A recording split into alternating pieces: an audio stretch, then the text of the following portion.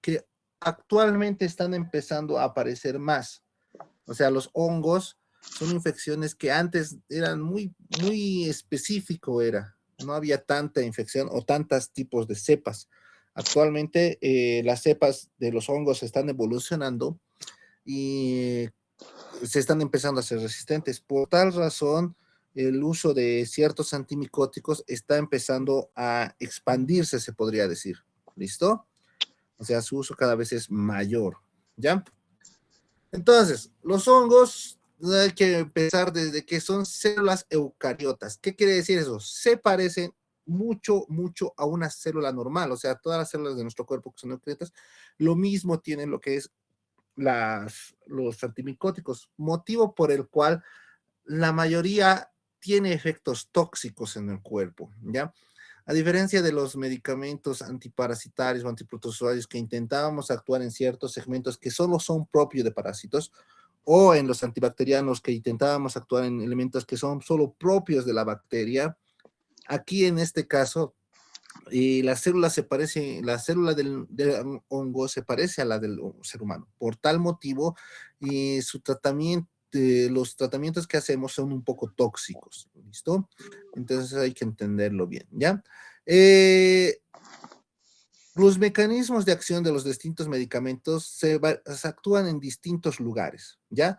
Unos van a ser a través de la síntesis del ergosterol, que son unos lípidos especiales que se encuentran hasta en el hongo, que también vamos a encontrar en las células humanas, por si acaso, y vamos a tener a los principales representantes como el fluconazol, itraconazol, voriconazol, la naftalina y la terbinafina, ¿listo?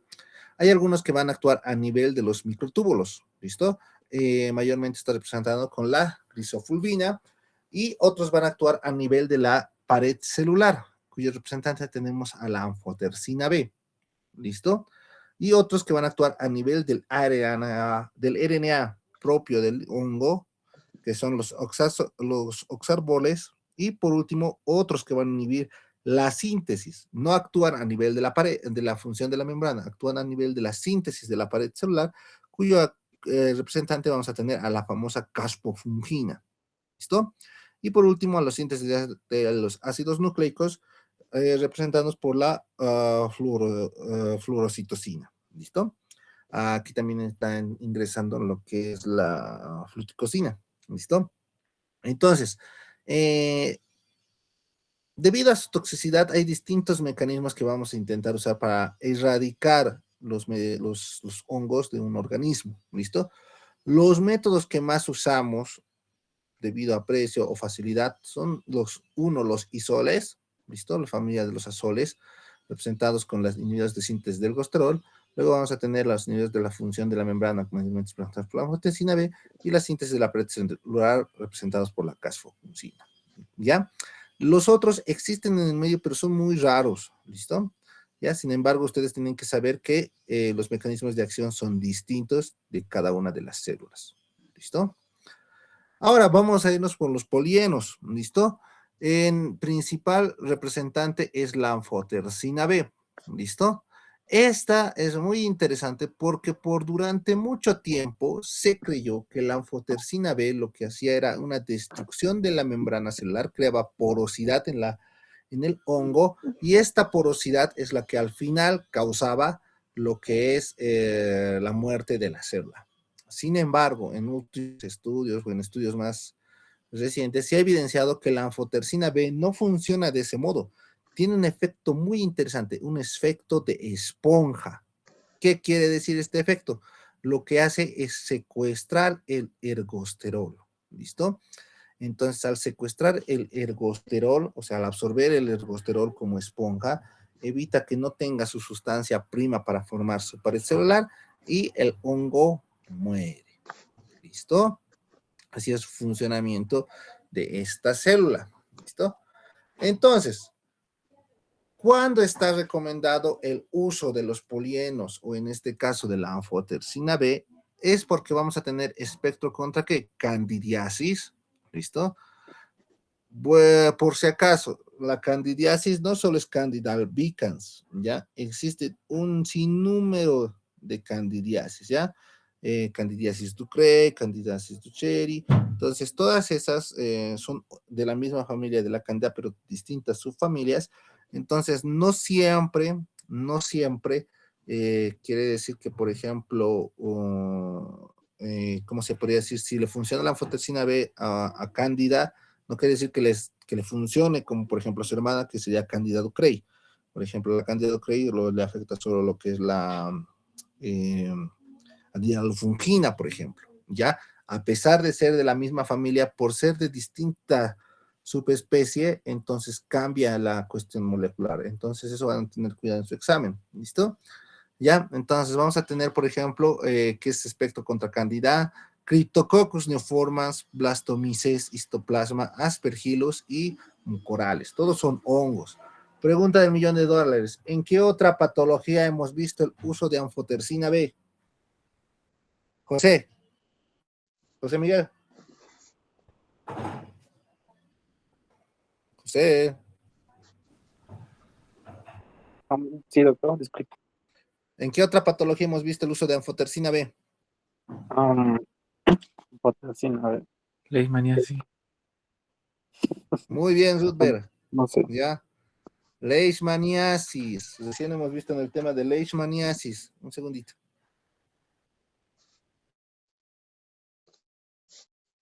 Ya. ¿Listo? Hemos indicado que el primer, nuestro medio, porque no contamos con las medicaciones por vía oral, el medicamento de elección era el buen glucantime. Y si es que el paciente no tolera, pues no tolera el glucantime, entonces usamos anfotericina B. ¿Listo? Pero ahora vamos a ser un poco más específicos con la anfotericina B. ¿Por qué? Porque en realidad la anfotericina B es un antimicótico, esa capacidad de poder actuar sobre el ergosterol, sobre poder actuar sobre las células parasitarias, es como un efecto secundario, no era para eso lo que se inventó el ergosterol, como digo, la anfotericina B, para lo que se inventó fue en realidad para los hongos. ¿Y qué es lo malo de la anfotericina B? Es esto, ¿ya? Existen 4 tipos de anfotericina B, ¿listo?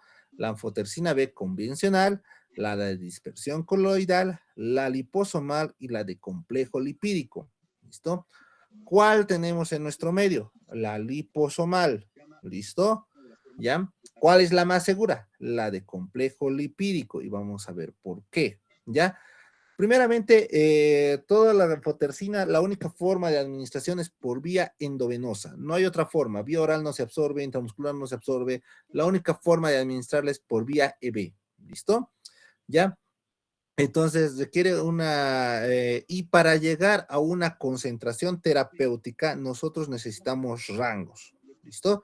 Por eso, como pueden ver aquí, las dosis son en miligramos kilogramo peso, como hemos visto en anteriores patologías. ¿Listo? Ahora, según el efecto que queramos, digamos, perdón, no según el efecto, según a la dosis, es variable según a cada medicamento. Por ejemplo, la convencional necesita una dosis de 0,6 miligramos kilogramo y todas las demás mayormente tienen una dosis de 5 miligramos kilogramo peso. ¿Listo? ¿Qué quiere decir? Si tienes un paciente con 70 kilos, 70 por 5 le correspondería...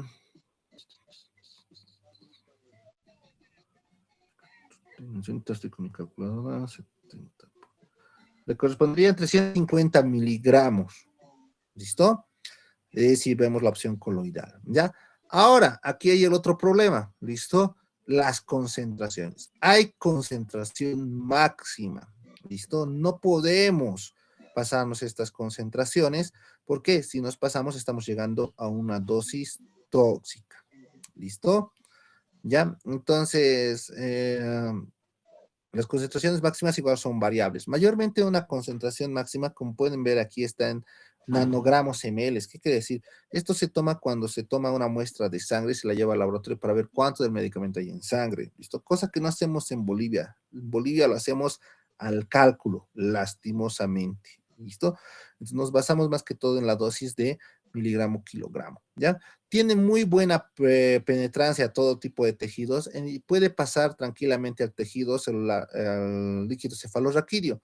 Por eso, digamos, si tenemos una infección por criptococos, les informo, el criptococos es una infección micótica que les da a los inmunodeprimidos que causa meningitis. ¿Listo? ¿Ya? Entonces, si queremos atacar criptococo, por ejemplo, que está en tejido meningio, entonces la anfotercina B es una muy buena opción. ¿Listo? Nos va a ayudar con este tipo de pacientes porque puede pasar la barrera hematoencefálica, ¿ya? Se une muy bien a distintas lipoproteínas, ¿ya? Y lo malo es que no actúa muy bien en tejido inflamado, ¿listo? ¿Ya? Sin embargo, puede pasar y se distribuye muy bien en distintos tejidos.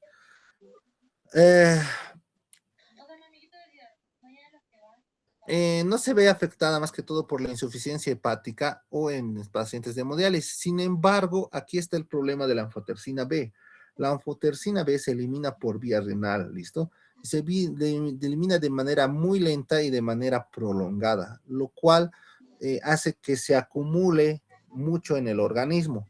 Por tal motivo, este es uno de los pocos medicamentos que se administra en un largo tiempo de administración. Aproximadamente la anfotercina se administra de 2 a 6 horas. No se administra en bolo. ¿Listo?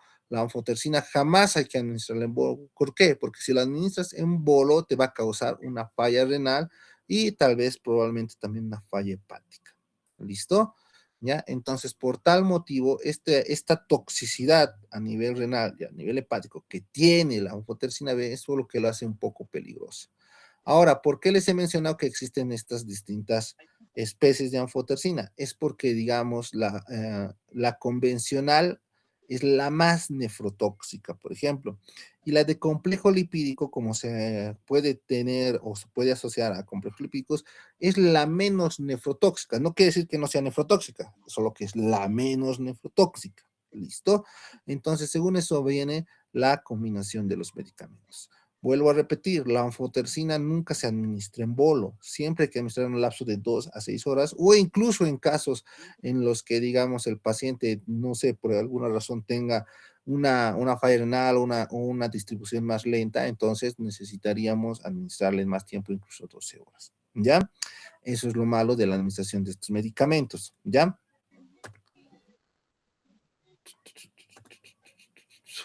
Bueno, vuelvo a repetirles, efectos tóxicos. Miren, tenemos a lo que es toxicidad relacionada con infusión, puede provocar fiebre, escalofríos e hipoxia, ¿listo? Y nefrotoxicidad en aproximadamente 80% de los pacientes, ¿ya?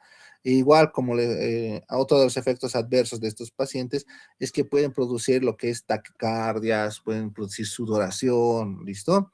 ¿Ya? Entonces, aparte pueden producir hipocalemia e hipomagnesemia, ¿listo? Produzcan acidosis tubular renal. Es por esta razón, ¿listo?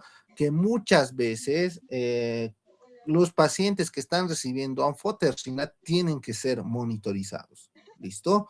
¿Por qué? Porque de pronto tienes un paciente que estaba recibiendo anfotercina y a la hora o a la hora y media empieza a presentar taquicardia, empieza a presentar arritmias y tú tienes que inmediatamente sospechar que está cursando con una hipocalemia. ¿Listo? Entonces, ¿cómo vamos a tratarlo? Bueno, con las reposiciones correspondientes. ¿Ya? Ahora, si vemos que, por ejemplo, mi paciente está presentando,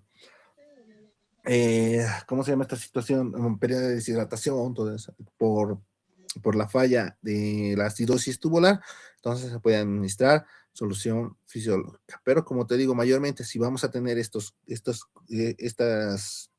efectos adversos, nosotros inmediatamente tenemos que realizar laboratorios como electrolitos, toda esa situación para mejorar el estado de mi paciente. ¿Ya? Eh, Otro medicamento que utilizamos para la parte de las infecciones es la nistatina. ¿Ya? Eh, Debido a que el mecanismo de acción de la nistatina es parecido, no les estoy diciendo que es igual, sino que igual su efecto de acción es a nivel del ergosterol, ¿listo? Se prohíbe su uso asociado, ¿listo? ¿Qué quiere decir? No vamos a mezclar nunca anfotercina con nistatina, ¿listo? Ya, la nistatina, mayormente, gracias a Dios, no la vamos a encontrar por vía oral, ¿listo? Porque la nistatina vía oral no se absorbe bien. Mayormente vamos a encontrarla en vía tópica, ¿listo? Entonces, digamos que estamos cubiertos en ese punto, ¿listo? Pero hay que tener cierto cuidado, ¿listo?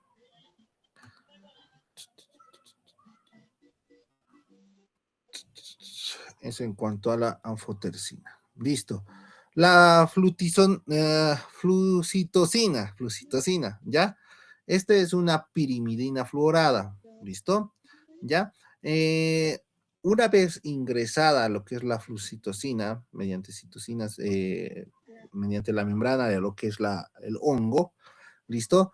Va a causar ¿cómo se llama? Una selectividad específica al cinclofluoracilo. Y este cambio del cinclofluoracilo va a ser un cambio al nivel del DNA. ¿Listo? Entonces, ¿por qué es un caballo de Troya, se podría decir? Porque ingresa con ayuda de la propia célula. ¿Listo? Ingresa con ayuda del propio hongo mediante sus contratransportadores. ¿Listo? Se camufla pensando que es una de las sustancias que va a necesitar la célula, y ni bien ingresa a la célula, ya empieza a unirse directamente a sus distintas citocinas y va a convertirse en 5-fluoracilo. El 5-fluoracilo va a incorporarse al ARN y va a causar lo que es la inhibición del DNA de la célula. ¿Listo? Entonces, si se pueden fijar bien, o si se pueden dar cuenta, los mecanismos de acción de los antimicóticos son un poco distintos a los mecanismos que hemos visto, digamos. ¿Listo?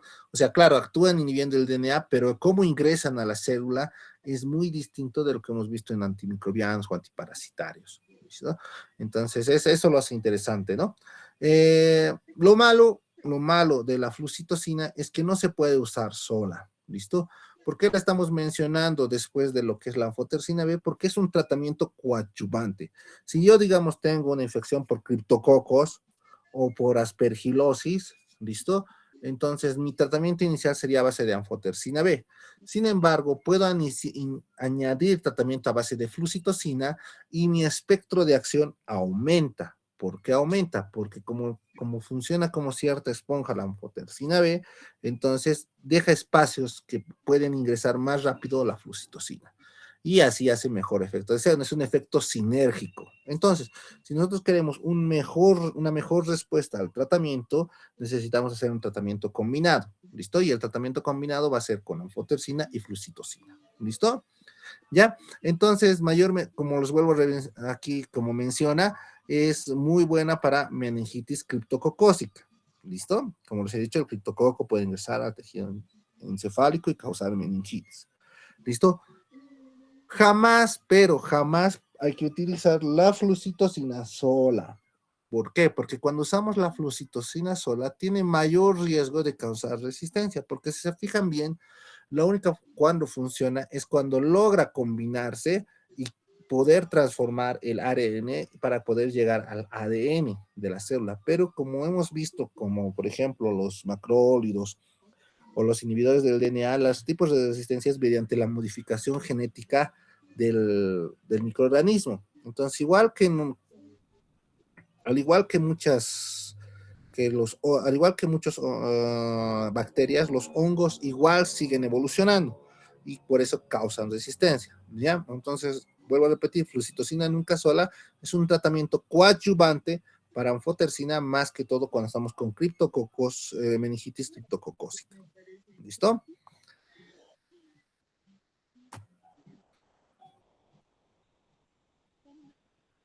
Ya, ahora, ¿qué es lo malo de la flucitosina? La flucitosina, por si acaso, viene en vía oral, a diferencia de la anfotersina B, que solo existe en versión endovenosa, la flucitosina viene por vía oral. Tiene muy buena disponibilidad por vía oral. Al igual que la anfotersina, tiene una regular distribución en el líquido cefalorraquídeo, no ingresa un 90% como la anfotersina, pero sí en un 60-90%.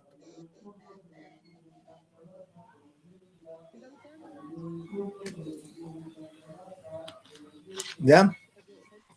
Y tiene una muy buena distribución a nivel corporal. ¿Ya? A diferencia de la anfotersina, esta igual, parecido a la anfotersina, esta igual se elimina en gran medida por vía renal. ¿Listo? ¿Ya? Y cuando, digamos, tenemos pacientes con falla renal, con insuficiencia renal, o que no pueden, digamos, eliminar adecuadamente, su tiempo de vida, que es de 3 a 6 horas, incluso se puede extender hasta unas 200 horas en eliminarse. ¿Qué quiere decir? El medicamento recircula mucho, depende mucho de la función del riñón. Este es uno de los pocos medicamentos que se elimina por diálisis, ¿listo? Entonces hay que tener esa consideración de que no se elimina adecuadamente, de que se elimina mayormente por el riñón, y que si hay pacientes con falla renal, lastimosamente el medicamento no nos va a causar más bien efectos tóxicos, porque va a estar recirculando, ¿ya? O ya no dar dosis constantes, digamos, ¿no? Ahora, ¿cuál es el principal problema de la flucitocina? La flucitocina va a causar leucopenia y trombocitopenia, depresión de médula ósea, ¿listo? Como les he indicado y como pueden ver, los medicamentos antimicóticos siempre tienen un efecto tóxico en algún momento, ¿listo? O alguna precaución grande. Pueden causar colitis, ¿ya? Y ¿cuándo vamos a ver esto? Cuando se pasan a dosis de 100 microgramos en ml, ¿ya? Como les digo, en el medio no tenemos para ver medicamento en plasma, o sea, en sangre. Sin embargo, como te digo, nos basamos con la dosis máxima o la dosis mínima, ¿ya?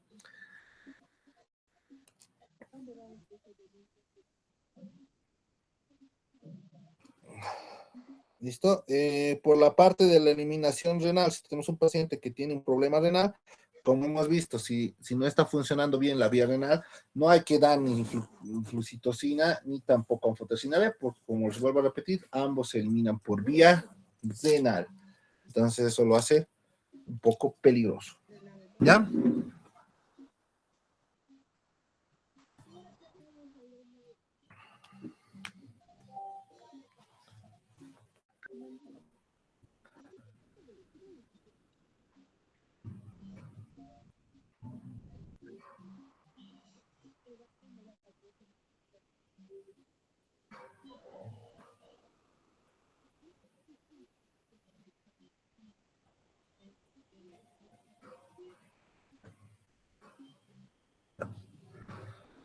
Ya, listo.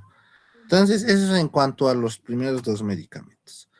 Ahora vamos a irnos con los imidazoles, triazoles, y que son los medicamentos más usados, ¿listo? Que tal vez han escuchado incluso ustedes usar, es el famoso fluconazol, ¿listo? Los azoles van a transformar la membrana fúngica, o sea, la membrana del hongo, y van a bloquear el proceso enzimático, ¿ya? Para colapsar. ¿Qué quiere decir? Lo que hacen los azoles, los imidazoles, los triazoles, todos los azoles, porque son varios, ¿listo? Van a intentar inhibir la enzima alfa-esterol, ¿listo? Al inhibir la enzima alfa-esterol, no va a poder metabolizarse el grupo esterol, que va a ser parte de la membrana, celular del hongo. Por tal motivo, al destruir lo que es la parte de la membrana celular, pues el hongo muere, ¿ya? Suena muy fácil, ¿no? Pero no solo es eso, sino es que al mismo tiempo, al destruir lo que es la enzima, quitar el sustrato, va a empezar a acumular sustancias tóxicas, ¿listo? Estas sustancias tóxicas van a interrumpir el empaquetado de los fosfolípidos, deteniendo el crecimiento del hongo. Entonces vamos a tener una doble acción, una directa, inhibiendo, destruyendo lo que es el ergosterol, y otra haciendo una acumulación de metabolitos tóxicos. ¿Listo? Por tal razón, esta capacidad que tienen los imidazoles, los triazoles, es lo que lo hace uno de los preferidos para infecciones micóticas. ¿Listo? Ahora, vuelvo a repetir, vamos a tener distintos. El principal representante es el fluconazol, que tal vez han escuchado. Ya, el fluconazol tenemos en distintas vías, tenemos endovenosa, tenemos vía oral, ¿listo? Hay muy buena disponibilidad vía oral, a diferencia de la anfotericina, como hemos visto, ¿ya? Y se administra, y igualmente la vía endovenosa es muy buena, tiene muy buena absorción. Al igual que sus compañeras, tiene una excreción renal, ¿listo? Entonces necesitamos un clearance de creatinina estricto, quiere decir, si tenemos pacientes que tienen un clearance entre 21 y 40 ml, todavía podemos seguir administrando. Su tiempo de vida es semilargo o intermedio entre 25 a 30 horas. ¿Listo? Pueden penetrar el tejido cefalorraquídeo entre un 50 a 90%, no tanto como la anfotericina, parecido a la fluticosina, pero y puede ser muy buena opción, no tanto para criptococcus, pero sí para candidiasis encefálica, ya que es muy rara, a pesar de que puede existir en inmunodeprimidos, la verdad es muy rara, pero puede existir. ¿Listo? ¿Qué es lo malo del fluconazol? Su metabolismo. Todos los azoles, más que todos los que tienen un compuesto de lo que es lipofílico, mayormente tienden a ir a tejidos con mucha reserva grasa y el principal es el hígado. ¿Listo? Entonces, por esa razón, por su metabolismo, muchos de los medicamentos azoles pueden causar insuficiencia a nivel hepática. ¿Ya? Tenemos a su contrincante, el itraconazol. ¿Listo? El itraconazol que igual se absorbe igual muy bien por vía oral. ¿Listo? Y ¿cómo se llama esta situación? Se prefiere en lo que sea en ayunas para no interferir con lo que es la cuestión de los ácidos gástricos. Su metabolismo es hepático, ¿ya? Y a diferencia del fluconazol, este requiere dosis de carga. ¿Qué quiere decir dosis de carga? Una dosis mayor para que se vaya acumulando en el organismo y de ahí darle recién su horario normal, ¿ya? No penetra el tejido cefalorraquídeo a diferencia de lo que es el fluconazol, ¿ya? Y como les vuelvo a repetir, es hepatotóxico, ¿ya? Más que todos los azoles son hepatotóxicos, pero hay algunos que son más. En este caso, el itraconazol es un poco más hepatotóxico que el fluconazol, pero sigue siendo hepatotóxico y están contraindicado en el embarazo, ¿ya? Boriconazol, ¿listo? El boriconazol es un medicamento bastante usado y costoso, por si acaso. Por si acaso, los antimicóticos no son baratos, el más barato es el fluconazol, ¿listo? Pero existen el boriconazol, la nidolafungina, todo eso valen entre 2.500 bolivianos cada frasquito y necesitas 4 al día, digamos. Entonces, son tratamientos caros a veces, ¿ya? El boriconazol es el único que viene en pastillas y es relativamente moderado el precio, se podría hacer, ¿ya?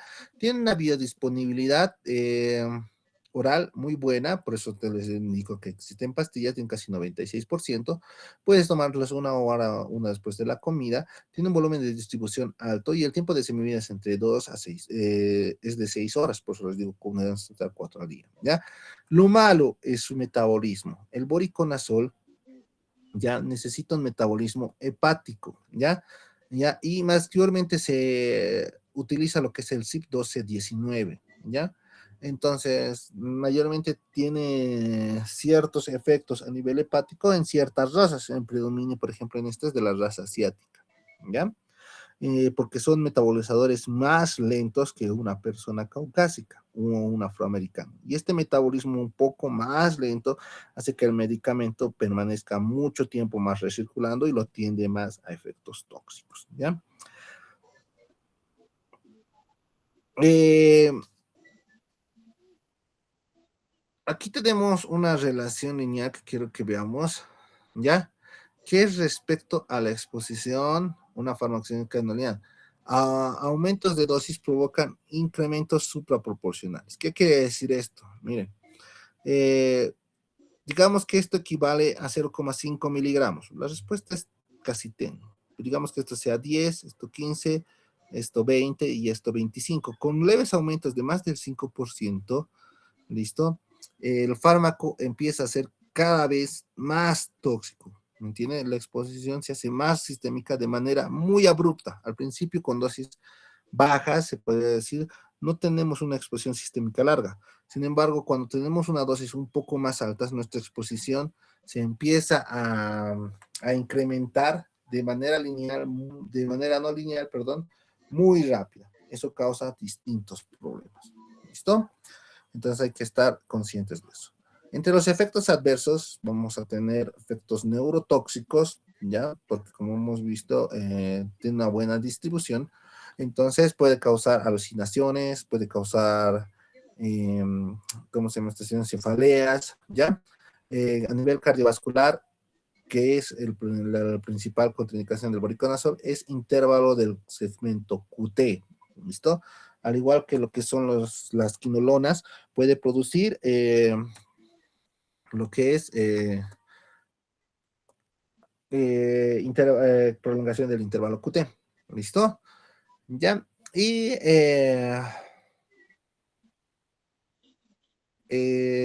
¿cómo se llama esta situación? Y hay que tener cuidado con ciertos pacientes con falla renal aguda. ¿Listo? Ya, más que todo cuando el clearance de creatinina está muy disminuido, menor a 50 ml minuto, hay que tener cuidado en su distribución. ¿Listo? El pasaconazol y el isobuproconazol son medicamentos que no tenemos en el medio. Sin embargo, están referidos en su libro. El pasaconazol, por ejemplo, tiene muy buena actividad contra micosis oral más que todo, ¿ya?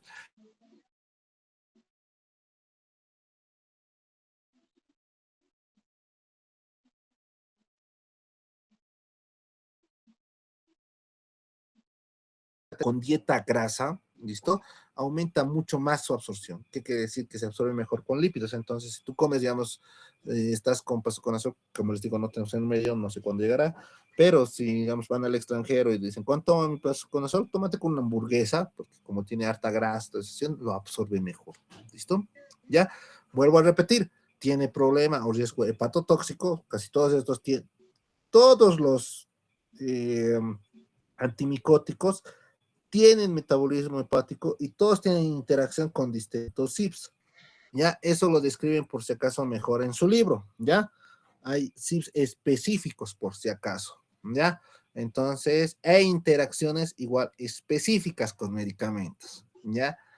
Entonces, eso tienen que leerlo bien, ¿listo? ¿Ya? Que está en su libro. Y también vamos a ver alteraciones del ritmo cardíaco. Igual, pues, puede hacer prolongación del sistema QT. El isobuconazol es un profármaco, ¿ya? Este tiene la característica de más bien, en vez de prolongar el QT, como las hermanas que hemos visto, lo acorta, ¿listo? O sea, produce una especie de taquicardia, ¿ya? Y es un poco, se puede decir, más segura, ¿ya? Y su formulación es CB y tiene muy buena penetrancia, al igual que el voriconazol, ¿ya? Ahora, eh, las interacciones, como les he explicado, hay interacciones con el CYP 450, ¿listo? Entonces, por esta situación de interacción de CYP 450, hay ciertos fármacos que están prohibidos con la administración de azoles, ¿ya? Como hemos visto, uno de ellos es las estatinas. ¿Por qué? Porque las estatinas utilizan el mismo procedimiento de lo que es, ¿qué se llama esta situación? De metabolismo. Entonces, lo que causa es uno que se acumule más de uno u otro medicamento y llegan a rangos que pueden causar toxicidad o al mismo tiempo, al no ser ninguno de los dos metabolizado, entonces puede causar, ¿cómo se llama esta situación? Recirculación del medicamento y mayor daño hepático. ¿Ya? Entonces, aquí hay más, por ejemplo, ¿ya? Entonces, por ejemplo, vamos a ver que hay dos tipos de inhibición, una inhibición potente o fuerte y una inhibición moderada, ¿ya? En el caso del CYP3A4, ¿ya? Vamos a ver que es más fuerte su inhibición a nivel del itraconazol y el pasoconazol. Entonces, por tal motivo, técnicamente, si vas a dar itraconazol, no tienes que administrar otro medicamento que tenga el mismo metabolismo con inhibición CYP3A4, porque puede ser que no funcione tu otro medicamento que le vayas a dar, porque no se va a metabolizar. ¿Listo? En cambio, con el fluconazol, voriconazol e isobuconazol es moderado, pero no quiere decir que no exista o que sea nulo. ¿entienden? Por tal razón hay que tener cuidado, ¿listo? Lo mismo pasa con el CYP12C9, que vamos a tener más que todo con el fluconazol y el voriconazol. Son inhibidores fuertes, ¿ya? Y por último, con el voriconazol tenemos el CYP2C19, ¿ya? Esto es parte de lo que son las inhibiciones, pero como les indico en su texto, hay más, por ejemplo, hay mucho más citocromos que están afectados y mucho más muestra la relación de los medicamentos que podemos y no podemos mezclar. ¿Listo? Entonces, por tal razón, las interacciones más que todo con los medicamentos antimicotis, más que todo de la familia de los imidazoles, es amplia. ¿Ok? Vamos a irnos con la siguiente, que es las equinocandinas. Las equinocandinas han aparecido no hace mucho, debe ser unos 10, 15 años más o menos que han empezado a aparecer estos medicamentos, ¿ya? Que tenemos en el medio, ¿ya? Como les explico, tenemos a sus principales representantes de la carbonfungina, la bicafungina y la nidalofungina, ¿ya? ¿Por qué empezaron a aparecer y por qué se prefiere estos medicamentos? Porque de todos los mencionados son los menos tóxicos, ¿ok? Como es de aparición reciente, son los menos tóxicos. ¿Y por qué son menos tóxicos? ¿Ya? Porque van a intentar actuar directamente sobre la membrana plasmática del hongo, ¿listo? A través de una inhibición enzimática, ¿ya? A través de la inhibición del beta-glucodasintasa, que es donde actúa nuestro buen equinocandina, ¿listo? Va a hacer una disrupción de la membrana plasmática. Esta disrupción al final va a causar un debilitamiento de la pared celular y este debilitamiento se va a traducir en la formación de la inestabilidad hemodinámica y de la lisis celular. ¿Listo? Es muy buena opción para tipo de candidiasis invasiva, que es decir, candidiasis invasiva que ya está a nivel sistémico, candidiasis esofágica, ¿ya? Y está indicada para lo que es tratamiento de neutropenias febriles y para aspergilosis refractaria. Aquí quiero que vean el término. Aspergilosis refractaria, ¿ya? Para no estar durmiéndonos tanto. Danelí, ¿qué es la aspergilosis y a qué pacientes les da?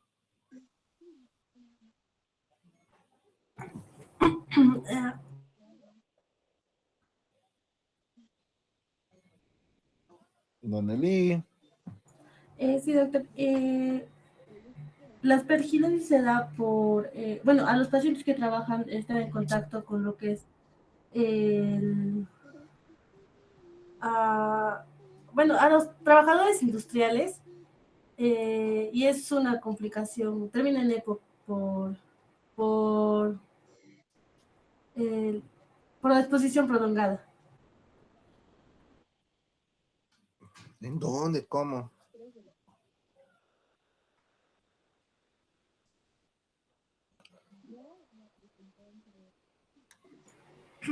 Bueno,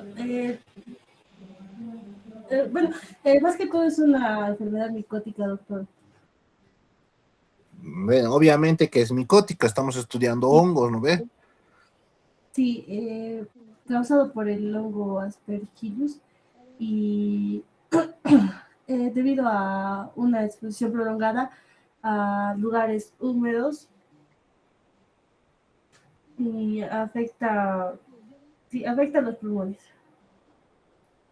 Ya. Bueno, como dice Danelia, es una infección micótica que tiene predisposición por tejido pulmonar, ¿listo? Que aparece en aquellas zonas húmedas, sin embargo, hay relaciones con ciertas enfermedades, por ejemplo, tuberculosis, EPOC, para trabajadores de mina interna, toda esa situación, o sea, casi todos nuestros mineritos que tienen tuberculosis, tienen riesgo a sufrir de infección por aspergilos, ¿listo? ¿Ya? Y cuando ustedes hagan su práctica médica, van a ver, ¿listo? Porque yo he visto, entonces, si yo he visto, ustedes igual van a ver, digamos. ¿Ya? No es tan rara como mencionan, por ejemplo, hay casos, en el exterior hay casos clínicos de aspergillus, ¿ya? Nosotros lo podemos ver frecuente, ¿ya? Bueno, no tan frecuente, pero sí es lo más común. ¿Listo? ¿Por qué? Porque nuestros pacientes de nosotros son pues mineros, son que trabajan en zonas húmedas, que trabajan dentro del interior mina, que tienen ya daño pulmonar, ¿listo? Fumadores y que tienen tuberculosis. A la caverna tuberculosa le encanta asociarse con aspergillus, por ejemplo. ¿Listo? Entonces, en esos tipos de pacientes que tengamos una aspergilosis refractaria, ¿qué quiere decir? Que no haya funcionado nuestra principal vía a base de boriconazol o anfotericina B y que siga enfermándose nuestro paciente, entonces nosotros necesitamos utilizar lo que son las equinocandinas. ¿Listo? No es la primera línea, ¿ya? Es como la tercera o cuarta línea, ¿ya? Como les digo, primero vamos a intentar utilizar ciertos otros tipos de manejo, ya como hemos indicado la anfotericina B o el boriconazol. ¿Por qué digo el boriconazol? Porque si van a leer su literatura, el itraconazol o el fluconazol no atacan aspergillus, ¿listo? Por si acaso. O atacan muy leve. Ya, entonces, todo eso es relevante en el momento de iniciar el tratamiento de un paciente. ¿Ya? Ahora, ¿qué es lo bueno de las quinocandinas? Mayormente existen versión endovenosa, no existe en versión oral por si acaso, o se distribuye muy bien en tejidos, pasa muy bien tejido cefalorraquídeo, ¿listo? Entonces, para ciertas infecciones a nivel sistema nervioso central es buena opción, ¿listo? Y esta es la característica, no se excreta a nivel renal, ¿listo? Y por su mecanismo de acción, donde vemos que no está afectando, digamos, células, pedazos de células que se parezcan a las nuestras, su toxicidad es casi mínima, ¿ya? Vuelvo a repetir, todos los antimicóticos tienen metabolismo hepático, ¿ya? Ya sea por catabolismo por hidrólisis o en acetilación, ¿listo? Van a requerir una dosis para insuficiencia hepática, ¿listo? Pero es uno de los que tiene menos efectos adversos, por si acaso, ¿ya? Entonces, sus efectos hepáticos son mínimos y su eliminación puede hacerse sin hacer un ajuste renal, ¿ya? Por esta situación de que tiene menos toxicidad o menos efectos adversos, es que cada vez se está utilizando más las equinocandinas, ¿listo? Sin embargo, vuelvo a repetir, ese es el precio lo que nos limita, son muy caras, ¿ya? Eh, está contraindicada en el embarazo, ahorita vamos a ver patologías de embarazo, pero están contraindicadas durante el embarazo, ¿ya? Vamos a tener otros tipos de medicamentos como es la terbinafina y la grisofulvina, ¿ya? La terbinafina y la grisofulvina son medicamentos que mayormente vamos a indicar y mayormente tienen presentación tópica. ¿Qué quiere decir? Vamos a tener medicamentos que se van a presentar para cremas, ¿listo? ¿En qué momentos vamos a utilizar? ¿Ya? Como vemos aquí, la terbinafina es un medicamento que va a actuar sobre la porción del hongo, reduciendo la biosíntesis del ergosterol, ¿ya? Podemos encontrarla por pastillas, ¿listo? Y se distribuye mejor en piel, en pelo, toda esa situación, ¿ya? Y tiene un tiempo de vida bastante largo, ¿ya? Cuando está indicado la terminafina en mayormente onicomicosis y tiña. ¿Listo? El famoso pie de atleta. En esos casos vamos a utilizar. ¿Y por qué, por ejemplo, en la onicomicosis vamos a iniciar un tratamiento por vía oral? ¿Por qué? Porque lo que queremos es mejorar la característica de la uña y la uña, aunque no lo crean, es un órgano que absorbe muy poco medicamentos o fármacos, ¿listo? Por eso, digamos, necesitamos un fármacos que tengan un buen paso o que tengan buena absorción. Entonces, la grisofulvina, al mismo tiempo, como hemos indicado, va a inhibir los microtúbulos de lo que es los hongos, ¿listo? Es potente inhibidor enzimático y tiene mucha relación con distintos fármacos, en especialmente barbitúricos, ¿listo? Entonces hay que tener mucho cuidado en usar la grisofulvina con lo que son barbitúricos, ¿ya? O sea, pacientes epilépticos, ¿ya? ¿Cuál es más que todo su indicación? Dermatofitosis refractaria, quiere decir infecciones a nivel de capilares, ¿listo? O piel, ¿ya?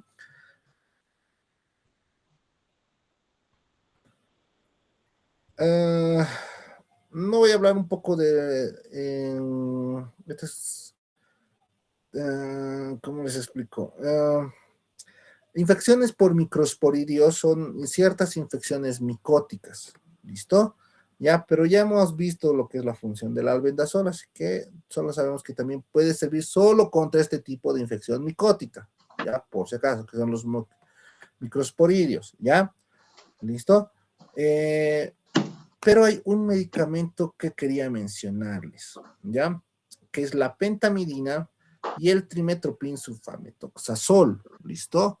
Estos son los únicos esquemas de tratamiento para el Pneumocystis jiravesi, ¿ya? ¿Qué es el Pneumocystis jiravesi? El Pneumocystis jiravesi es un hongo oportunista que actúa o que ataca mayormente pacientes inmunodeprimidos. Si tienes un paciente con VIH que de pronto tiene neumonía, lo primero que tienen que sospechar es el Pneumocystis jiravesi, por si acaso, ¿ya? Pero si se dan cuenta, tanto la pentamidina, como hemos visto anteriormente en el tema de lo que es antiparasitarios, en tratamiento para toxoplasma, y el trimetoprim sulfametoxazol, que es el cotrimoxazol, ¿listo? Que es un inhibidor de folato, ¿listo? Está indicado para este tipo de infección, ¿listo? La infección por Pneumocystis jiravesi es muy distinta a una infección por cualquier tipo de hongo. La mayoría de los hongos, si se han dado cuenta, intentamos inhibir lo que es la función de lo que es su capa a través de inhibición del ergosterol, o sea, a nivel de los lípidos, del colesterol, se puede decir.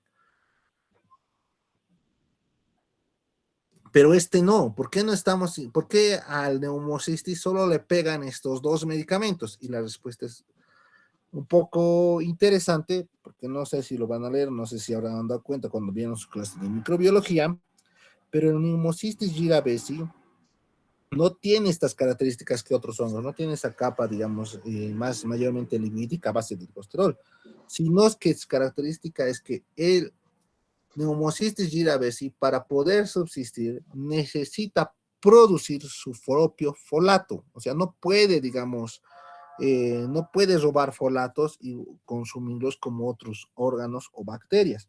Él necesita producir su propio folato. Por eso, si se fijan bien, tanto la pentamida, que es un inhibidor de folato, como el trimetoprim, que es el cotrimoxazol, que es otro inhibidor de folato, su objetivo es inhibir que se produzcan los folatos para poder disminuir así, para que como no tiene materia prima el organismo, no puedan ni producir su reproducción, ni tampoco su estabilización celular.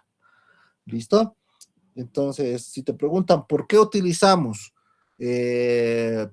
inhibidores de folatos en una infección micótica, que eso les encanta preguntar en todo lado, en tu examen de residencia, en tu examen de área rural, en tu examen de ASO, en todo lugar preguntan esas cosas. ¿Listo? Es ¿por qué? Porque el Pneumocystis no puede o no encuentra su nutrición, o sea, él no puede producir su propio folato, entonces necesita producir de afuera. ¿Listo? Entonces nosotros le quitamos la materia prima con estos medicamentos, ¿ya? De la pentamidina ya hemos hablado, ¿listo? ¿Ya? Y ahora vamos a hablar un poco del trimetoprim sulfametoxazol, que en realidad es un antibiótico, ¿listo? ¿Ya? Entonces, pregunta, ¿qué antibiótico puede usarse para una infección micótica? Simple, trimetoprim sulfametoxazol, que es el famoso cotrimoxazol. Creo que ya lo repetí 7 veces, ¿ya? Puede causar hipotensión, taquicardia, ¿listo? Por vía intravenosa, mayormente existe por vía oral, puede causar hipoglucemias, pero algo que sí quiero que sepan es que puede producir nefrotoxicidad. No solo eso, sino que al mismo tiempo puede producir disminución de falla a nivel de médula ósea, como su hermana, que es la pentamidina, puede producir disminución de formas, de partes formes de la médula ósea, provocando lo que es anemia aplásica, más que todo, ¿ya? Plaquetopenia, leucopenia. ¿Listo? Ya. Agentes tópicos. todo lo que hemos visto hasta el momento mayormente son agentes sistémicos, ¿listo? ¿Ya? Entonces, ¿quiere decir que entonces todos esos van a usar? Sí y no. Digamos, en algún momento puede ser que lo usen si van a cursarse con infecciones graves, como les he mostrado, o infecciones sistémicas. Sin embargo, esta es la parte que mayormente ustedes van a utilizar, que son los tópicos, ¿ya? Antimicóticos tópicos, ¿listo? O en óvulos, o en cremas, o incluso en versión para vaginal. ¿Por qué? Porque para tratar las candidiasis vaginales, ¿listo? Que son uno de los principales problemas ginecológicos de una mujer, ¿ya? Entonces, la eficacia del tratamiento tópico va a depender de su penetración física, ¿ya? Muchos de los fármacos que vamos a utilizar en esta opción, ¿listo? Es para que puedan pasar lo que son los estratos, ¿cómo se llama esto? En el caso de que pensemos de un pie de atleta o una onicomicosis, el objetivo es que usemos tratamiento de manera prolongada. ¿Por qué? Porque no se puede cruzar de manera tópica todas las partes o las capas córneas de la piel de manera rápida. Entonces toma su tiempo, ¿ya? Entonces, por esa misma situación, no se puede, ¿ya?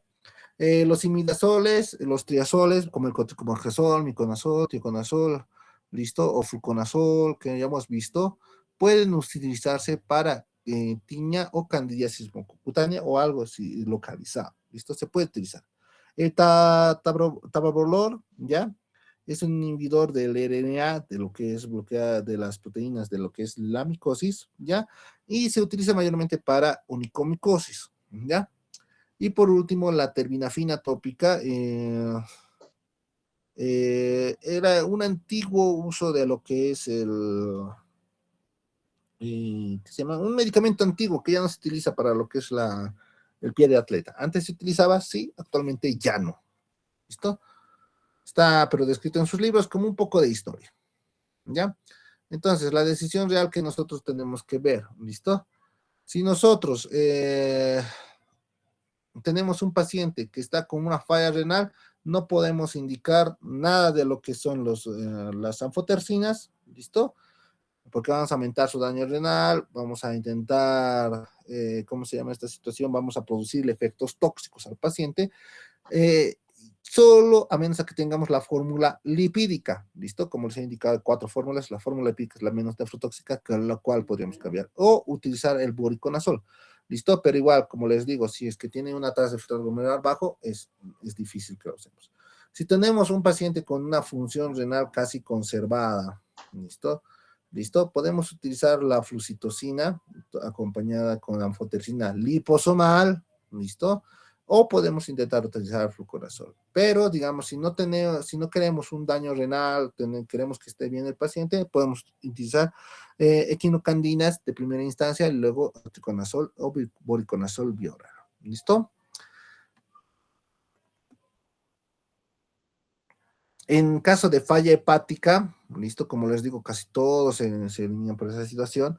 Si tenemos una falla hepática de un paciente, hay que tener harto cuidado con los azoles, los IMI, los triazoles, los imidazoles y los triazoles, que podemos tener fluconazol, boriconazol, toda esa situación, ¿listo? No podemos mantenerla, ¿por qué? Porque vamos a causar que ese hígado, de lo poco que funciona, ya falle completamente, ¿ya?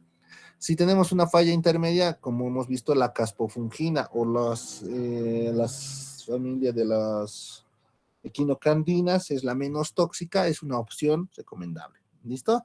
Y en caso de que tengamos o sea, si tengamos una buena función renal, podemos incluso ver la función de anfotericina. ¿Listo? Si tenemos una buena función renal, si no tenemos función renal, no sirve de nada. ¿Ya? Entonces, bueno, volvemos a ver, ¿listo? ¿Quiénes van a actuar a nivel de la pared celular? Van a ser las equinocandinas, mucho cuidado con pacientes hepáticos, ¿listo? ¿Ya? En caso de la síntesis del ergosterol, vamos a tener a los azoles, vuelvo a repetir, mucho cuidado con el metabolismo hepático, más que todo dependientes del CYP. Este va a ser indicación para cándidas de distintos tipos, para virus y cándidas, ¿ya? Para lo que es el ergosterol en la unión física, estamos hablando de lo que es las, ¿qué se llama? Anfotersina B. Hay que tener cuidado, pacientes renales, ¿listo? Ya, nos ayuda muy bien contra criptococos o mucorales, ¿listo? Ácidos nucleicos, las pirimidinas floradas, hay que tener cuidado en pacientes renales, ¿ya? Porque mayormente se excreta de manera renal, y nos va a ayudar también, y la grisofulvina, que hay que tener cuidado para pacientes con falla hepática al mismo tiempo, que es una de las principales indicaciones para micosis, más que todo predominio de piel, toda esa situación, y inhibidor de los microtúbulos vamos a tener a la grisofulvina, ¿listo? Ya, entonces toda esa situación hay que entender, no todos los medicamentos son lo mismo, ¿listo? Los más seguros son por vía tópica, siempre y cuando no tengas infecciones sistémicas. Listo. Eso es todo, compañeros. Ahora nos vamos a ir a un tema de por sí que teníamos que saber tarde o temprano, ¿ya? Que es farmacología durante el embarazo, ¿ya?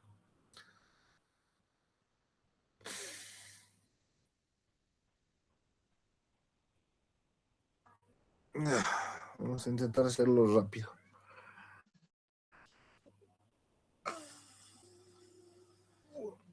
Ya. ¿Ustedes creen que una mujer embarazada debe o no debe recibir fármacos? ¿Ya? Y esto, ¿por qué lo pregunto? Porque siempre hay un mito de que todo lo que una mujer embarazada no puede tomar, no puede tomar medicamentos, que tal vez si toma tal medicamento va a hacer daño, toda esa situación. Y en parte tienen razón, ¿listo? Sin embargo, hay que recordar que más del 92% de las mujeres, que quiere decir 9 de cada 10, consume algún tipo de medicamento durante el embarazo, ¿ya? ¿Cuál es su misión de ustedes? ¿O cuál va a ser su misión de ustedes cuando salgan de aquí? Que vean cuál medicamento es seguro para la mamá, para el bebé, para ambos. ¿Listo? Ese es su objetivo. ¿Listo? ¿Por qué? Porque muchas veces, a veces tenemos una paciente que, no sé, por ejemplo, tiene lupus, ¿listo? Y le dices, no tomes tus corticoides o no tomes, digamos, tus modificadores de la enfermedad. ¿Eso es adecuado? ¿Listo? No, ¿por qué? Porque cuando nosotros intentamos omitir el tratamiento de enfermedades crónicas, ¿qué quiere decir? Tienes una señora que está sufriendo de hipertensión, digamos, sufre de hipertensión, se embaraza y tú, por el hecho de embarazarse, dices, ¿sabes qué, señora? Tienes que dejar tu losartán, ¿listo? Porque va a traer problemas al bebé. Ya, ¿qué hago, doctor? Después, no sé, pues vamos a ver cómo va tu cuerpo. Eso es el peor error que puede haber, ¿listo? ¿Por qué? Porque si no tratamos estas enfermedades crónicas, el final se complica y conlleva a una tasa de riesgo fetal mayor, y no solo fetal, sino a veces materna. ¿Listo? Entonces, si ustedes tienen un paciente con patología crónica, no es que no tengan que darle medicamentos porque esté embarazada, no, tienen que buscar una alternativa segura para esa mujer embarazada. ¿Listo? Eso es lo que quiero que primero entendamos con esta primera diapositiva. ¿Ya? Entonces, vuelvo a repetirles, la mayoría de las mujeres van a consumir algún tipo de medicamento durante su embarazo. ¿Listo? ¿Eso es malo? No, no es malo si sabes qué medicamento tienen que tomar. ¿Listo? ¿Ya? Cerca de la mitad, o sea, quiere decir de este 92%, que de 10 mujeres, 5 han debido tomar 3 o más medicamentos de distinta índole. Tal vez para su cefalea, para sus vómitos, han debido tomar en distintos momentos, ¿ya? Entonces, ¿cuándo tienen que tomar? ¿Qué tienen que tomar? Y ahí está el punto que vamos a ver más adelante, el momento crítico. ¿Listo? Hay momentos críticos, ya sea el primer, segundo o tercer trimestre del embarazo, en el que un medicamento va a ser más tóxico, más dañino para el bebé que en otro. Ejemplo, por ejemplo, si tú tienes un paciente, ¿cómo se llama esto? Si tú le das ibuprofeno a una mujer embarazada, durante el primer trimestre tienes riesgo tal vez de producir un efecto teratogénico, todavía no se sabe, Segundo trimestre seguro. Tercer trimestre tampoco le puedes dar porque vas a producir una persistencia del conducto arterioso. ¿Listo?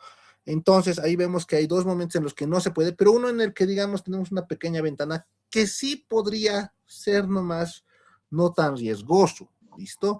Entonces nosotros tenemos que ver cuál momento es el más indicado para la administración de medicamentos. ¿Listo?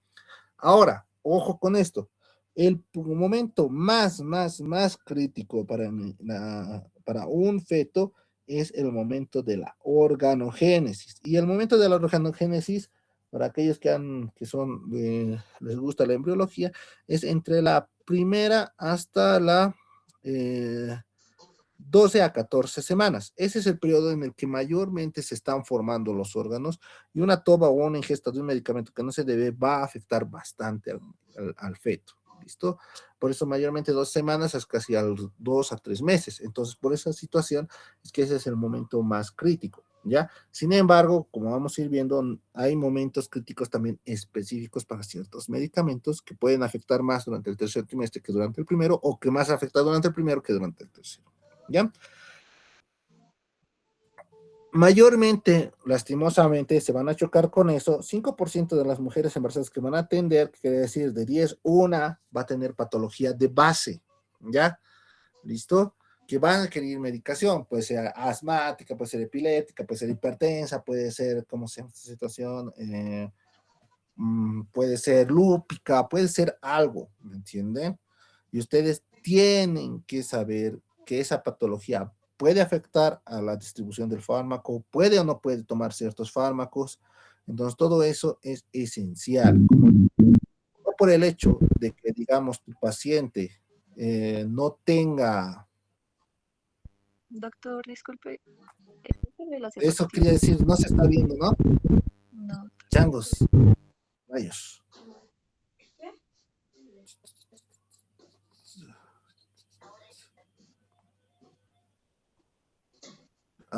Changos, ¿ahí se ve? Sí, doctor. Ya, perdón. Pero bueno, tampoco decía algo que necesitaban anotar. Pero vuelvo a repetirles, ¿ya? Mayormente, una mujer que tenga una patología crónica, no hay que quitar el tratamiento. Vuelvo a repetir, no hay que quitar, hay que modificar. ¿Listo? Ya no se le puede dejar sin tratamiento. No porque, digamos, tenga diabetes, le vas a dejar sin su metformina o digamos, sin su medicamento. Tienes que buscar otra opción. Tienes que iniciar insulinas, por ejemplo, en esa paciente. ¿Ya? Pero tienes que iniciar un tratamiento, ¿listo? Porque si no va a ser peor para la paciente. Ahora, el embarazo no es patológico, es un proceso fisiológico de cada mujer, ¿listo? ¿Qué quiere decir? Cada mujer está preparada para ser madre, ¿listo? Gracias nosotros los varones no si tenemos la suerte o la desdicha de no cursar con el milagro de ser madres, pero quiere decir que el cuerpo se adapta. ¿Listo? ¿Ya? Entonces, no es una patología el embarazo. Desde ahora quiero que se lo metan. Es un proceso fisiológico. ¿Ya? El cuerpo se puede adaptar para poder tener una nueva vida. Pero estos cambios fisiológicos al final van a traer cambios en la farmacocinética. ¿Listo? ¿Por qué? Dirán ustedes. Porque uno, a nivel cardiovascular, va a aumentar mi gasto cardíaco. ¿Por qué aumenta mi gasto cardíaco? Porque el volumen plasmático aumenta. ¿Listo? ¿Por qué va a aumentar? Porque el cuerpo se va a preparar para el parto. ¿Listo? Y en el parto va a sangrar. ¿Listo? Y porque va a sangrar, el cuerpo es listo y empieza a prepararse. Empieza a acumular más agua. ¿Listo? Empieza a producir más sangre. Tu hemoglobina y tu hematocrito suben. Por esta razón, tú aumentando lo que es en estas formas, aumentas tu gasto cardíaco. ¿Listo? Tu presión arterial baja. ¿Listo? Una mujer embarazada tiene una menor presión arterial. ¿Listo? Es lo fisiológico. Por la cuestión de las hormonas, hay una mayor vasodilatación. ¿Listo? Entonces, eso disminuye la presión arterial. Entonces, la mujer embarazada de por sí tiene mayor gasto cardíaco, mayor volumen plasmático y más tendencia a la vasodilatación y por ende tiene tendencia a la hipotensión. ¿Listo? ¿Ya? No solo se afecta a nivel cardiovascular, sino a nivel renal. Como está aumentando su volumen plasmático, como está aumentando su gasto cardíaco, hay un aumento de la tasa del filtrado glomerular. ¿Qué quiere decir? Empieza a orinar más, ¿listo? O empieza a eliminar más rápido las toxinas, ¿listo? ¿Ya? Por tal razón, entonces va a tener trastornos en la eliminación de los medicamentos, ¿listo? Va a ser más rápido, ¿listo?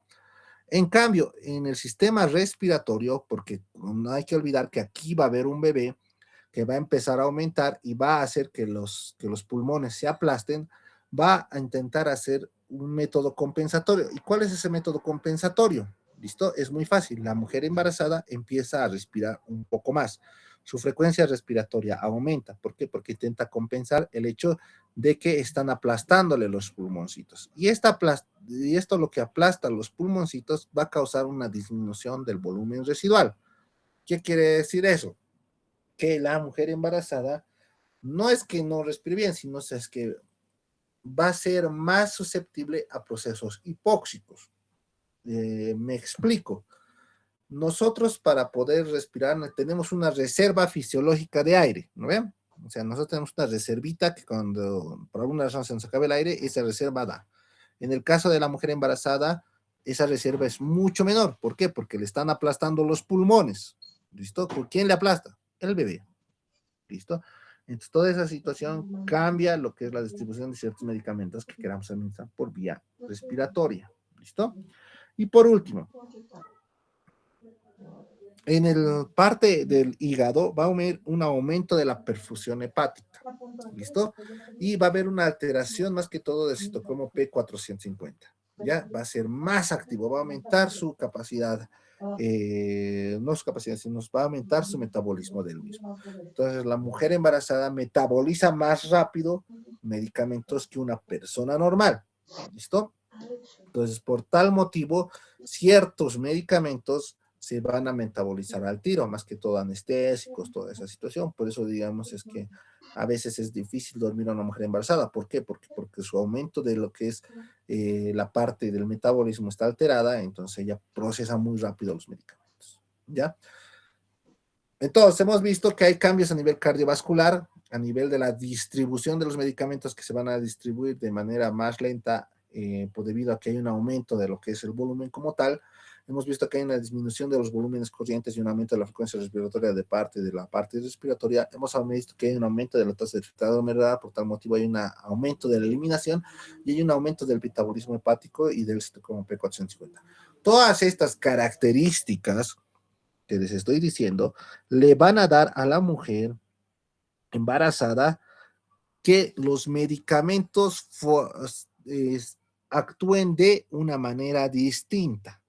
¿Listo? ¿Ya? Entonces nosotros tenemos que estar conscientes de que por los cambios fisiológicos puede ser que mi medicamento no me esté funcionando muy bien. ¿Listo? ¿Por qué? Porque la mujer embarazada ha cambiado completamente su fisiología. ¿Ya? Entonces, bueno, a repetir. Entonces, por ejemplo, en la absorción, ¿listo? Va a haber una disminución de la motilidad intestinal, aumento del pH gástrico y por ende va a haber náuseas y vómitos. Eso va a disminuir mi biodisponibilidad oral. ¿Por qué pasa esto? Pues por procesos estrogénicos, más que todo la parte de la motilidad intestinal. Entonces, si va a aumentar su pH gástrico, mi mujer embarazada es predisponente a presentar gastritis. ¿Ya? Entonces, ¿qué vamos a necesitar para eso? Medicamentos contra la gastritis. ¿Y cuál le vamos a dar? Pues eso vamos a seguir analizando más adelante. ¿Ya? En cuanto a la distribución, como nos hemos indicado, por el aumento del volumen plasmático hay una hemodilución, ¿listo? Va a haber una disminución de la albúmina y por ende va a haber un aumento de la fracción libre, ¿listo? ¿Qué quiere decir? Puede ser más rápido que una mujer debido a que no hay una unión a ciertas proteínas que tenga un efecto tóxico más precoz que otro paciente. Hemos vuelto a repetir, hay un aumento de lo que es el metabolismo hepático, más que todo del CYP450, pero también no es el único, el CYP3A4, el CYP2D2, el CYP12-9, ¿listo? Aumenta. Y disminuye el CYP1A2 y el CYP12-19, ¿listo? Y la eliminación, como les he indicado, es mayor. ¿Por qué? Porque hay un aumento de la tasa de filtrado glomerular.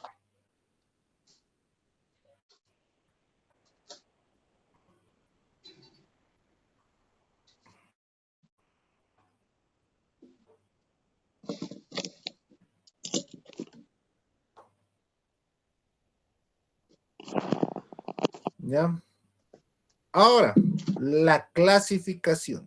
¿Listo?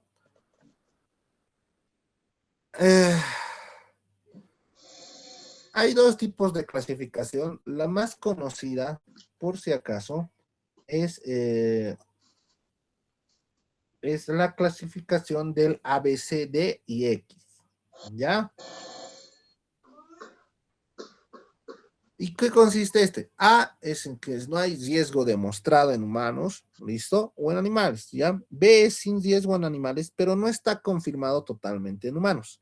El riesgo C no descarta beneficio, aquí ya vamos lo que es riesgo-beneficio, ¿ya? Y el D es indicios de riesgo fetal humano. ¿Qué quiere decir? Que el D puede causar malformaciones a nivel fetal o puede causar daño a nivel fetal. Y en el X está medicamentos que están completamente contraindicados durante el embarazo. Esta es la clasificación clásica. Sin embargo, en las últimas gestiones ha habido una nueva categorización. ¿Listo? El B1, el B2 y el B3. ¿Listo? Que no se usa mucho, pero está descrito en la literatura. El B1 es estudios en animales no demuestran daño, ¿ya? Aquí en el B2 los estudios no son concluyentes, en pocas palabras, ¿ya? Y en el B3 los estudios muestran daño significativo a animales o humanos, ¿listo? Unos creen que es más fácil hacer esta categorización, otros indican que es más fácil hacer la categorización clásica. La mayoría de los medicamentos, los riesgos están puestos en categoría clásica, así que vamos a abocarnos más en categoría clásica, ¿ya? Entonces vuelvo a repetir, A sin riesgo, B con riesgo, sin riesgo en animales, pero no está confirmada en humanos, C, se ha visto cierto riesgo en animales, pero no se sabe si hay riesgo en los humanos, o sea, no se descarta el riesgo en humanos, ¿listo? Entonces aquí vamos a caer en lo que es riesgo-beneficio y de indicios de que hay complicaciones que puede perjudicar al feto y que solo tendríamos que usar estos medicamentos en extrema necesidad y por último los contraindicados. En pocas palabras, esto puedo usar con precaución, esto es riesgo-beneficio, voy a ver si beneficia a mi mamá o no, esto es extremadamente necesario, o sea, no veo riesgo-beneficio aquí, digamos, tengo que utilizarlo porque si no se me muere la mamá, perdón por el bebé, pero no me queda otra opción. Y en el X está absolutamente contraindicado. ¿Ya? Estos sistemas tienen un problema y es el riesgo cronológico en el que les mostré, en el que les indiqué que, por ejemplo, a veces el medicamento puede ser contraindicado o puede dar más efecto en ciertos momentos del embarazo. Como por ejemplo en la organogénesis tendría más efectos adversos ciertos medicamentos que en la periodo fetal, como en la parte final tienen más riesgo otros medicamentos, ¿no? Entonces eso hay que entender. ¿Ya? Otro de los puntos que no ve, digamos, por ejemplo, la regla de lo que es la clasificación que les mostré, es que la mujer no solo va a estar embarazada por siempre, ¿no ve? Sino es que también en algún momento va a dar lactancia. Por tal motivo hay que ver qué medicamentos pueden pasar la leche, ¿listo? Y cuáles no. O sea, cuáles, digamos, puedo seguir manteniendo a mi mujer embarazada con lactancia, ¿listo? Entonces igual tienen que saber. No solo es decir, está embarazada, ya salió del embarazo, ahora que tome lo que tengo que tomar. No, porque igual hay muchos medicamentos que se distribuyen por la leche. Y por último, el potencial reproductivo. Si, por ejemplo, quiero, por ejemplo, que mi mujer embarazada, no sé, ya no se embaraza, digamos, la mujer que ya dio a luz, ya no se embarace, sin embargo, por ejemplo, toma medicamentos para ¿cómo se llama esta situación? Para su estatus epiléptico, entonces tengo que tener cuidado de darle ciertas hormonas, por ejemplo, la pastilla diaria. ¿Por qué? Porque hace interacción con lo que es el medicamento, puede ser que no funcione mi tratamiento eh, anti, anticonceptivo.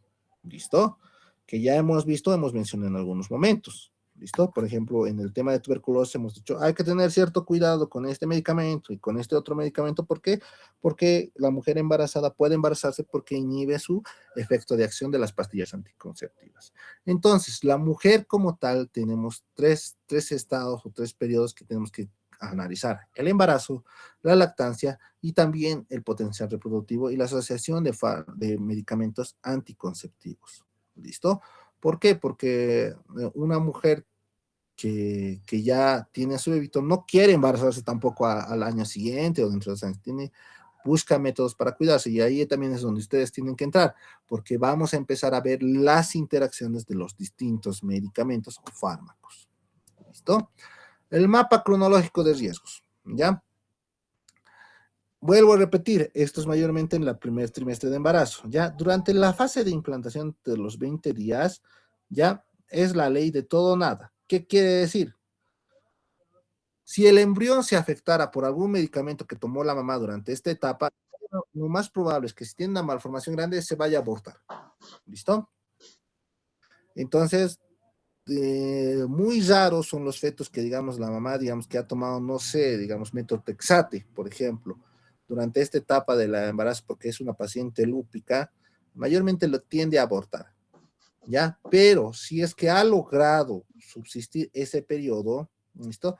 Tenemos que estar atentos con este periodo de las 21 días hasta las 12 semanas, como les indiqué, que es el momento de la organogénesis, ¿listo? Y es aquí donde tenemos que tener mayor cuidado de no dar ciertos medicamentos. ¿Por qué?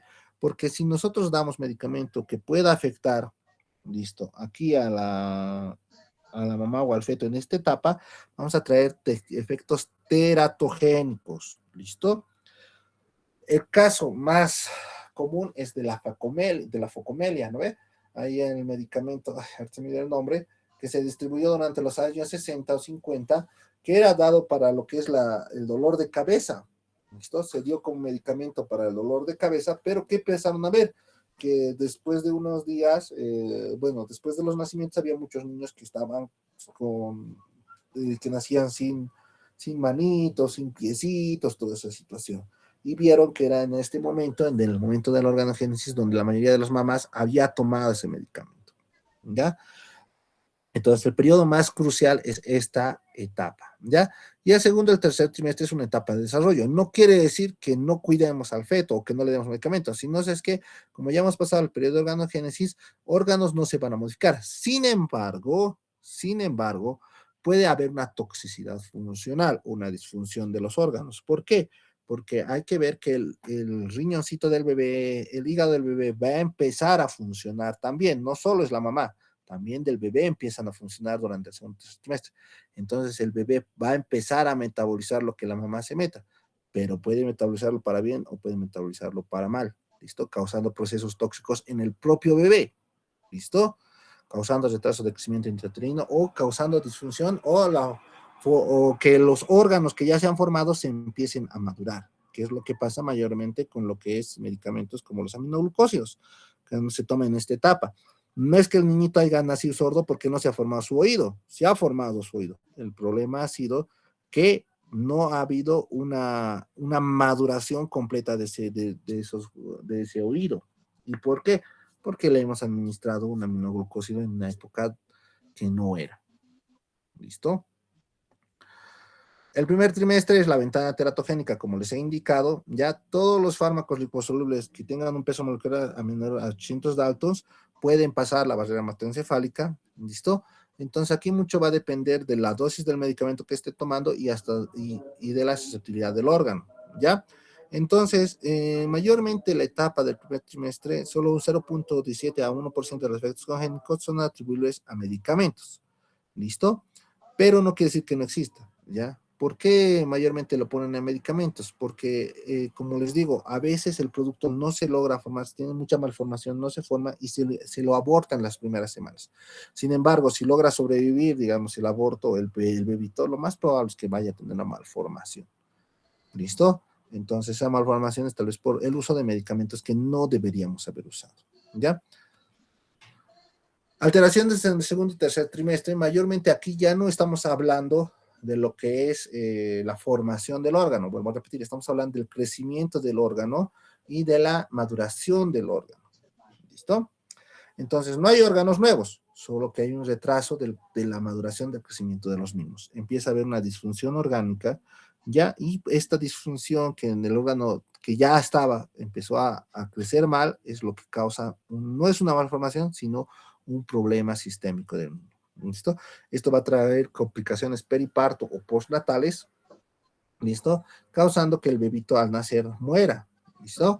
O que pueda causar, digamos, que el niñito tenga ciertas complicaciones o tenga que subsistir de ciertos dispositivos.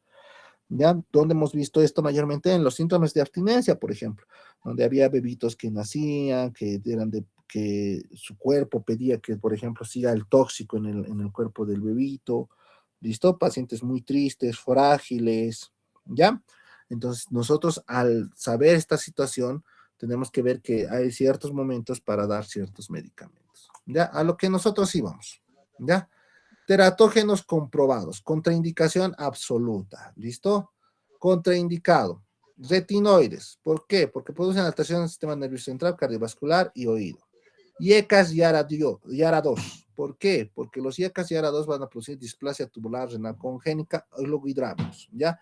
Anticoagulantes van a causar embriopatía, ¿ya? Anomalías esqueléticas. Misoprostol, bueno, no hay que hablar de misoprostol, causa el aborto como tal, pero también puede producir síndrome de Mobius, parálisis de pares craneales, ¿ya? Metrotexate, malformaciones craneoencefálicas y sistema nervioso central. Talidomida, la talidomida era el medicamento que se prohibió, ¿listo? Y del cual empezamos recién a hacer estas clasificaciones y estos estudios en mujeres embarazadas gracias a este medicamento, porque hubo casi como 10,000 niños, si no me equivoco, son los que han nacido con malformaciones gracias a este medicamento.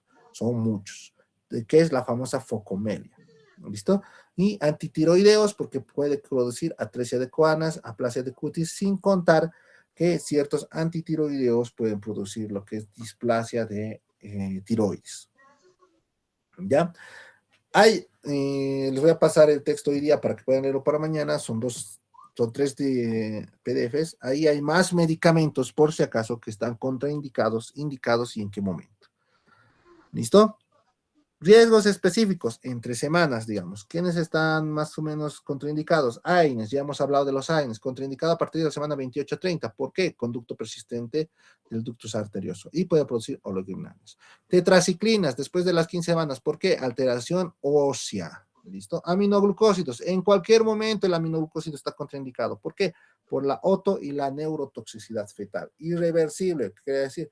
Puede ser que tu bebita nació con buen oído, le has pasado tus aminoglucósidos, entonces vas a tener un niño sordo. ¿Listo? Corticoides. ¿Listo? Corticoides. ¿Por qué los corticoides? Pueden producir supresión adrenal.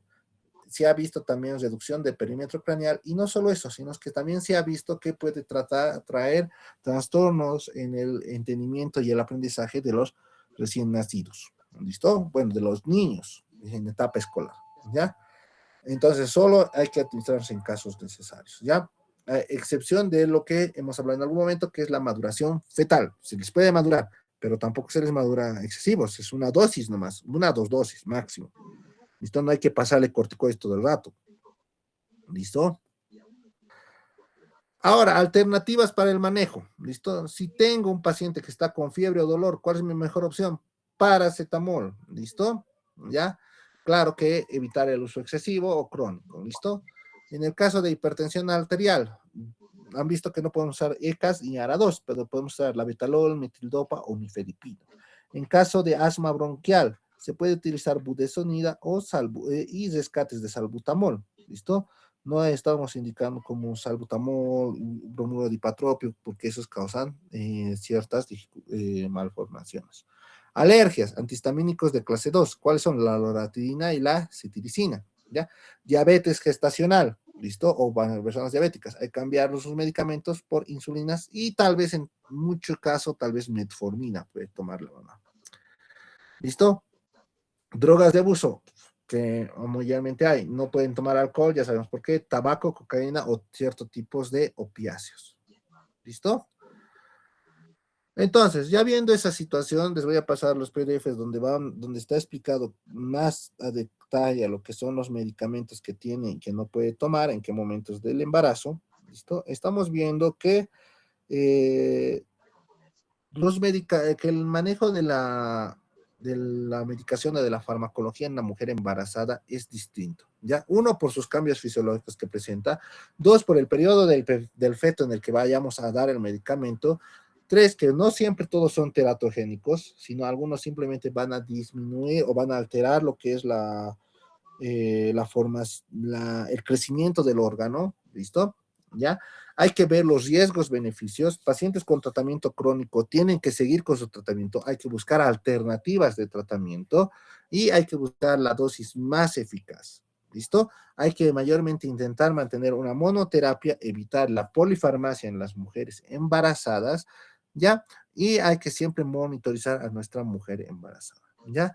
Esas son las reglas básicas que tenemos que tener cuando veamos o hagamos lo que es eh, el manejo farmacológico, ¿ya?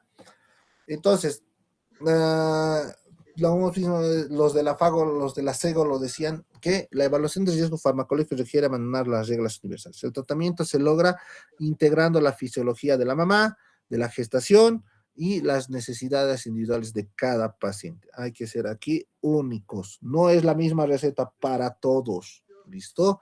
Aquí hay que ser lo más detallistas posible porque no es solo una vida, son dos vidas y como les indica en algún momento, ni siquiera dos vidas, a veces son tres vidas porque una familia depende de la mamá. ¿Listo? Ya, entonces, yendo de a toda esa situación, esos serían los temas. Mañana ha ganado.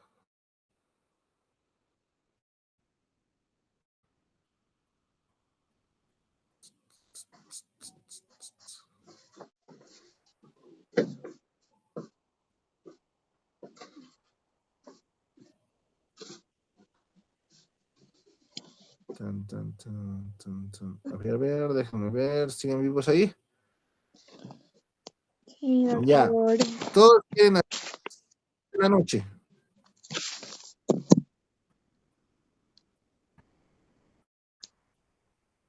Su examen. A las 7 entonces. Doctor, la doctora Doritza dice que su horario está disponible. ¿No podría ser en la mañana? Sí, doctor, por favor. Es que yo no sé Sí, si voy a poder doctor. mañana. ¿Qué hora quieren hacerlo mañana? ¿Podría ser hasta las 10, doctor? O tal vez 9. Es que algunos vamos a viajar recién. Solo las clases son 7:30. virtuales y el examen es virtual. ¿Dónde tienen que viajar? A Perú, doctor.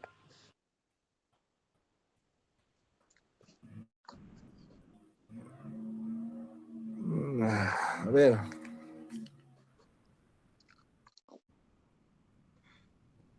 Pero no tiene nada que hacer con la doctora. No, doctor, la doctora ya terminó la anterior semana.